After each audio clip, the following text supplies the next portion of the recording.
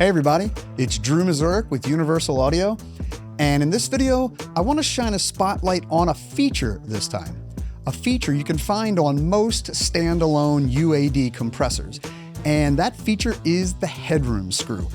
Now, this is an often overlooked or sometimes misunderstood feature that makes using our compressors faster and easier. Let's jump right in.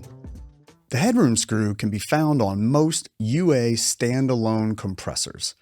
So we're talking about the 1176s, the Distressor, Fairchild 660 and 670, the Neve 2254, as well as 33609, the UA 175 and 176, the API 2500 bus compressor, the SSL G-Bus, Manley Varimu, and Capital Mastering compressor.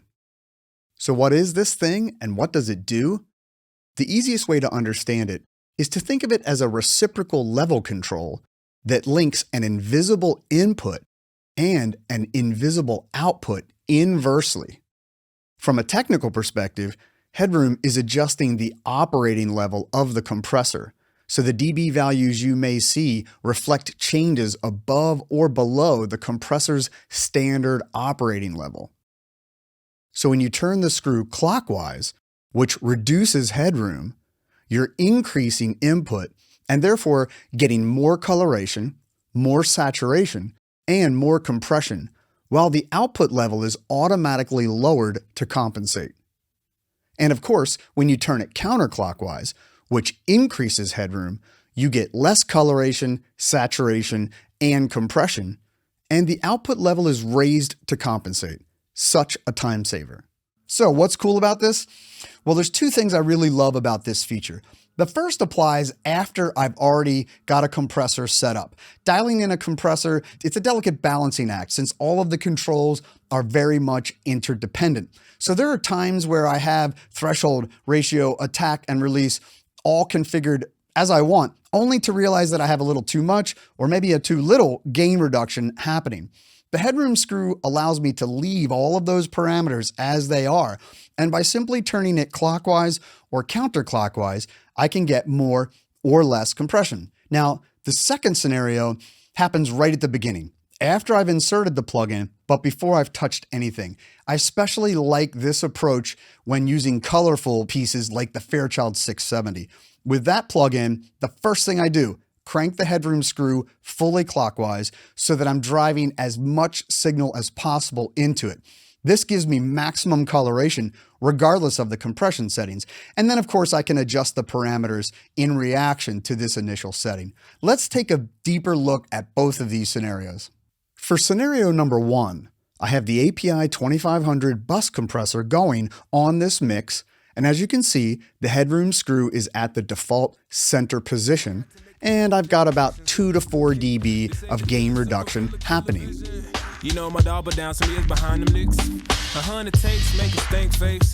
If I decide this is too much, I can simply turn the screw counterclockwise and I'll get less.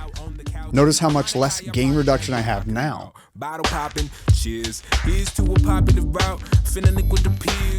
And if I want more, I can do the opposite.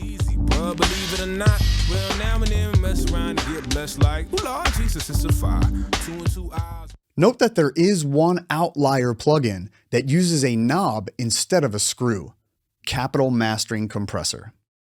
For scenario number two, let's load up the Fairchild 670, and I'm going to recall my default vocal preset to show how I have it stored with my starting points. Note the headroom screw is fully clockwise for maximum coloration. This way, every time I use it, it's prepped and ready to go. Let's see what we can do with this vocal. Cranking out that legit and all kick it. Had to make executive decisions with the kick.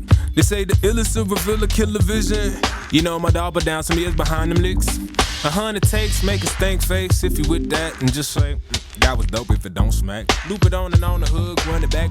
Rap late stacks till I pass out on the couch. Ironic how y'all probably think we knocking them out. Bottle popping, cheers. Here's to a popular route. Finna link with the peers. Shit, a couple of bops. Work hard to make it look this easy, bro. That's sounding good now. lots of nice coloration with my compression. So I hope this video has helped you to better understand this feature and get more out of your UAD compressors. Be sure to like and subscribe and hit that bell button so you're notified of all new UA content. And let me know in the comments, what do you want me to cover in future videos? I'll see you next time.